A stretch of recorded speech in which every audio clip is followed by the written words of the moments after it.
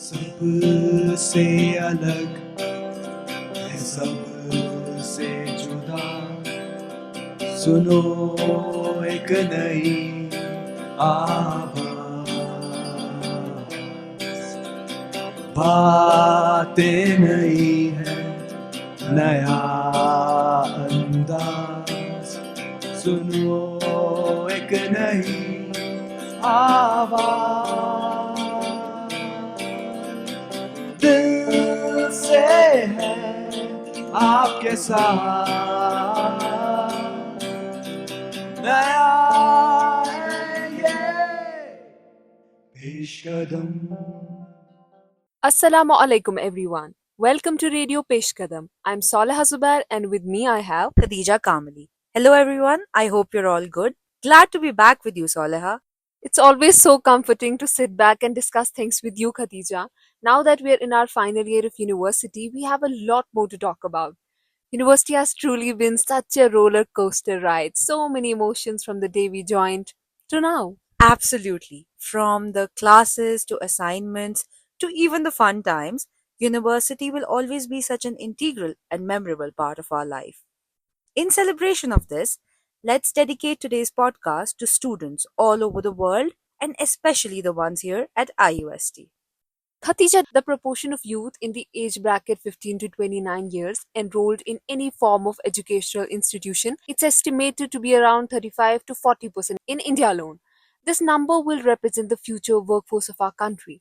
So we can say that students are at the heart of change and innovation. Whether it's standing up for climate change, pushing for social justice, or being the driving force behind any new technology, students are truly making a difference. Exactly, Soleha. And it's not just about academic achievements, from mental health challenges to financial pressures. Being a student today is not always easy. Yes, especially with rising conflicts, poverty, the impact of pandemic, and the pressure of succeeding in a competitive world. It's truly a lot to juggle with. But despite the odds, students are resilient and continue to find ways to overcome challenges. And I think that is why this is so important, Soleha, to remind students everywhere that they are capable of creating change and that their voice matters. Also, you know what, Khatija, students everywhere have their own unique challenges, their achievements. So, in fact, why don't we share inspiring stories from around the world? In the US, students have been a huge part of the push for climate action. Do you remember Greta Thunberg, a Swedish environmentalist and an activist who vocalized for immediate action against climate change? This is all wrong. I shouldn't be up here. I should be back in school on the other side of the ocean. Yet you all come to us young people for hope. How dare you? You have stolen my dreams and my childhood with your empty words, and yet I'm one of the lucky ones. People are suffering.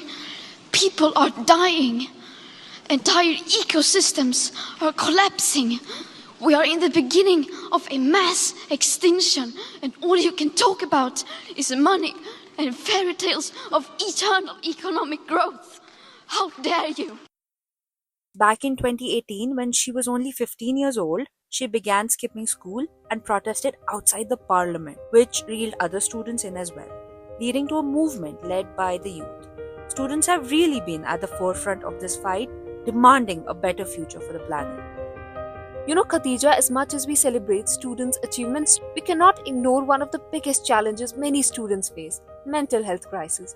With the pressure to succeed, the fear of failure, and all the uncertainty around the future, it's not surprising that students are dealing with a lot of stress. Definitely, Soleha. In fact, the American College Health Association's Spring 2023 National Survey of over 55,000 undergraduate students revealed that approximately 76% were experiencing moderate to serious psychological distress. A study by researchers from NIMHANS as well as the University of Melbourne and other Indian institutions found that college students in India have high rates of depression, anxiety, and suicidal thoughts.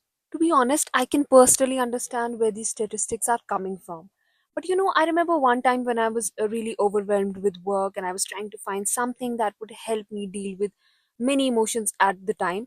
I came across this article by Harvard Summer School that mentioned a couple of ideas of how students can learn to deal with stress. I would actually love to hear you list a few of them here, please. Of course, Khadija. See, you can always keep a journal. They also suggest to make sure one gets enough sleep. Then there is meditating. Also, in fact, there are various apps that provide relaxation exercises such as deep breathing or visualization. Other than that, you have to limit your caffeine intake. And finally, something that has personally worked for me over years, it's channeling emotions into creative activities, maybe writing or even sports. You know what's interesting about this list, Soleha? It is actually quite doable. We approach dealing with mental stress with such a complex mindset that it seems very daunting at the time. Truly, but sometimes the solution lies in these little small habits. I think it's the game of perspective. Another perspective I want to add here is about the accessibility of these resources. This is where universities come in. You and I have talked about this quite often. The need for universities to have counseling centers or even mental health support services. It is just as important as having a medical dispensary. Right, Khatija. In fact, there's no concrete solution to stress. Our life's pressures will probably keep increasing. So, as important as it is to deal with it, it's also important to create a supportive environment for those who are struggling. And that starts with basically acknowledging mental health. So, yeah, on that note, I would also like to add thank you so much, Khadija, for always being that friend who's been there through thick and thin and to just listen to my rant. Oh my god, yes. You know that I'm always here, and it is our sister code after all. Absolutely. Now, alongside the mental health challenges, I think financial stress is another huge burden for many students, especially those who are pursuing higher studies and they want to go abroad or something. I agree. For instance, I was personally thinking of applying to foreign universities for my further studies. But then I had to think about tuition fees, accommodation, and of course, daily living expenses. So true, but there's hope. There are a lot of scholarship opportunities out there that can help ease the financial load, like the Shivning Scholarship, the Turkey Bursary Scholarship, Commonwealth Scholarships, Fulbright Scholarship, and many more. Yes, now that you've mentioned them, there's the Great Scholarships India program, there's DAD Scholarship program from Germany. I'm sure all of these will help. But the key, I think, is to start early. Do your research and apply for as many scholarships as you qualify for. In fact, why don't we share links to some of these active scholarships for our listeners in the description? That's a great idea. Thank you, Soliha. And overall, you've really given me a wider perspective, and I'm sure that this information will prove beneficial for our listeners too. Let's remember how important we are as students, not just to ourselves, but to the future of our communities and the world. Absolutely. To all the students out there, dream big, work hard, and don't be afraid to stand up for what you believe in. You've got this. Thanks for tuning in to this special episode of Radio Peshkadam. If you like this episode, don't forget to subscribe, share with your friends, and let us know what you think. Until next time, take care of yourself. Goodbye. Khuda Hafiz. सबसे अलग है सबसे जुदा सुनो एक नई आवाज बातें नई है नया अंदाज सुनो एक नई आवाज